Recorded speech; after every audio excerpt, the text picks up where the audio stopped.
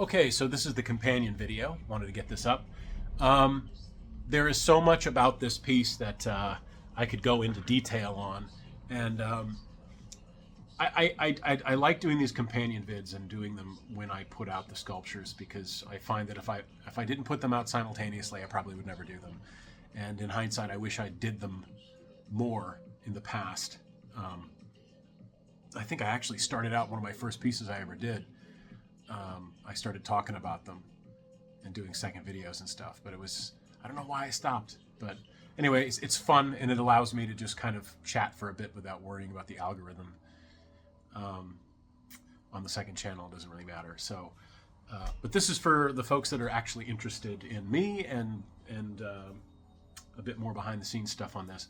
So one of the things this threw me off before on other pieces. I did a sculpt of Michael Myers some years ago, and I did a terrible job at it. I was like, this is crap, I think. And I was trying to figure out what happened. And the problem was I was trying to strive for realism. I wanted to get better and better and better, and I'm still trying to get better at capturing reality. But Michael Myers was this character that was, his mask was fake. He wasn't a real face. So it didn't have the same details. It didn't have the same curves. It didn't have the same look. So I got stuck in a weird place of making a fake thing to try to look real, but the real was also fake. And that was something that I had to grapple with this, because the character of Tarman, and I had a similar issue with Vecna, but the issue with these guys is that their prosthetics built off of a face, so they're not going to be anatomically correct. So I did have some sample shots of skulls that I was using for certain curvature reference points, but you have to keep in mind that it's not going to be proportionate to an actual anatomical model. So you end up having to distort or exaggerate features, because this was built off the actor's face. And off the top of my head, I don't remember his name. Did a great job performing the character. Oh yeah, by the way, this is flexible. You can move his mouth.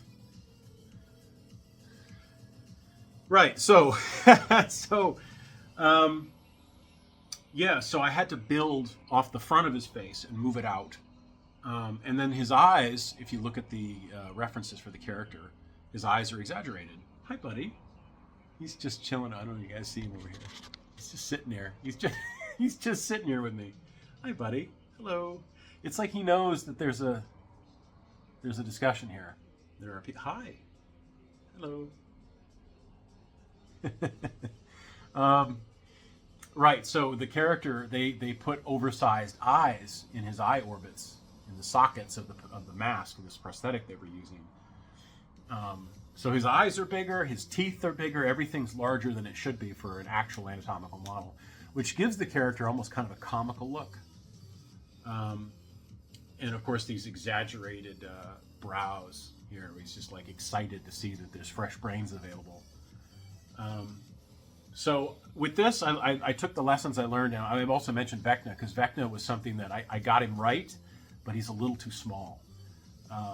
The issue with Vecna was that I kept it anatomically correct. So I started at human size and I carved down. So the goal was to have a precise, exact Vecna, and I achieved it in terms of, I think, in terms of precision, but not in terms of volume, because I carved into the face, and then I took out a lot of material, and the truth is that I should have built his head probably 20% larger than normal and then carved down. So I learned from that. So in this case, I built him up to a human size. He is big. And then I stacked outwards. I was like, yeah, so the jaws are, I mean, if you look at him from the side, yeah, it's very prognathic. There's a lot of what's going on here. But I also wanted to make it, better than a mask.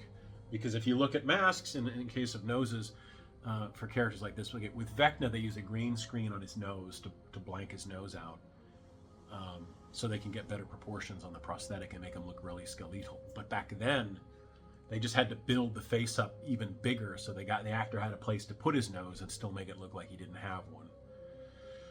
So anyway, that's the deal with this guy. But yeah, it was fun, but I also did it really fast. I was surprised at how quickly I got this out. I did it in 2.5 weeks this time, and it proved to me that I can do it faster. It's just a matter of expense, and my living situation is uncertain. I don't know how much longer I'll be in my current place, and I've got a lot of silicone sitting around from past projects. So one of the things I would do is I'd do a piece, and I'd have it like a little extra in the bottom, because you always should have a little extra for patching. And I had this extra bit and an extra bit and an extra bit over project after project, and so I just put it in a cup and put a lid on it and write what it was on the bottom or the side. And I got quite a collection of it in there. And this time, because he's black and there's so much black to use, I was able to mix up a bunch of that, no matter what color it was, and pigment it darker, and then just use it either as filler, or in the case of his shirt, which is another little story. I figured that out because I was like, how do I do this? Because I watched the making of for this film, and the way they did this, guys, they used hot melt vinyl. They just melted it. They pigmented it black, and they melted it and let it drip. And so you get all these kind of drippy, gloopy bits, and they glued all over his body and on his face. And I was like, well, how do I duplicate that? And I'm like, well, I'm using silicone, which is superior to anything they were using back then.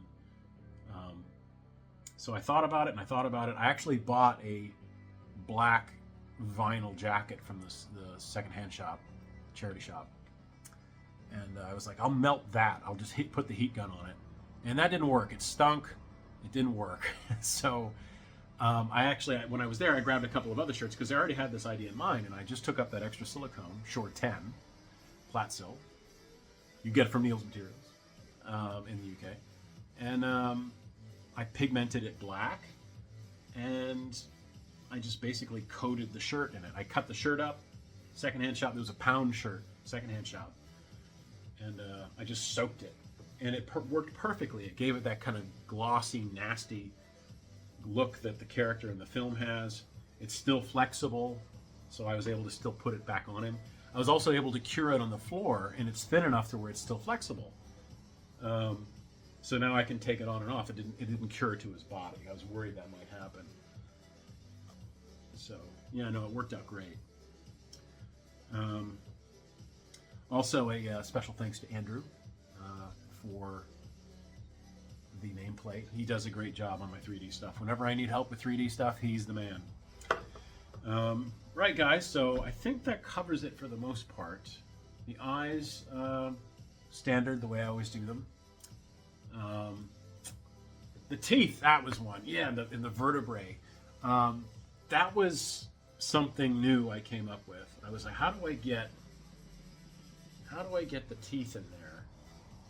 And actually, because I've done it with Jeff the Killer, I made gum molds with teeth inserts, and I poured the silicone around the teeth, and that worked for that. But I'd never done it where the teeth just go straight into the face and they cast into the skull. I wasn't sure if I could, because I was using acrylic teeth for when I do the Jeffs.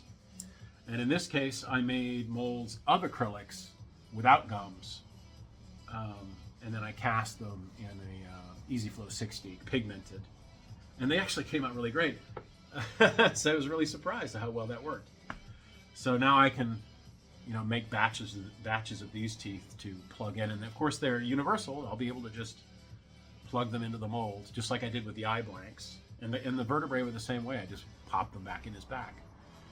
So it's very important to make sure that whatever you're making is going to be universalizable for duplicates if you're planning on selling anything, or just making a couple copies for friends, whatever it is that you're doing. Because I've got I still have Groot over there in pieces. His head and he's just shattered. So sad. Oh, I think about that, I still get upset. Because I had some people in Belfast send him to me in a box. And they just threw him in with a bunch of other junk. And they didn't pat him. And he came over and I opened it up and it was just all broken bits of Groot. His head was still all right. So I saved that. It's just sitting over there. I just feel bad because I really liked it. It was one of my more popular videos. So I would have made him again, but he's air dry and it's kind of hard to go back to different mediums. I actually did that once. I tried, off camera, I tried to do air dry clay again, or water-based stuff, and I could not get it. The physics was all off. I'm totally trained up now in oil and wax-based clays. I could do it maybe someday, but I'm just thinking, like, what for? It doesn't hold detail as well. I think it's good for building up large and blocking out and stuff, but I'm too familiar and I'm perhaps spoiled with air dry clay stuff now and silicones. So, what's he doing? Just hiding back here? He's just sitting here with hiding his head. Hey, buddy. Anyways, folks, hopefully that was interesting and you got something out of that. Feel free to like, subscribe, and share with all of your friends. At least the primary video. This stuff is just for you guys, whoever likes it. And happy Halloween, everyone. And I'm just glad that I got this done. It was something else. So, any questions? Comment? Send me an email. If you're interested in getting one of these, let me know. Otherwise, I'll see you guys later. Cheers.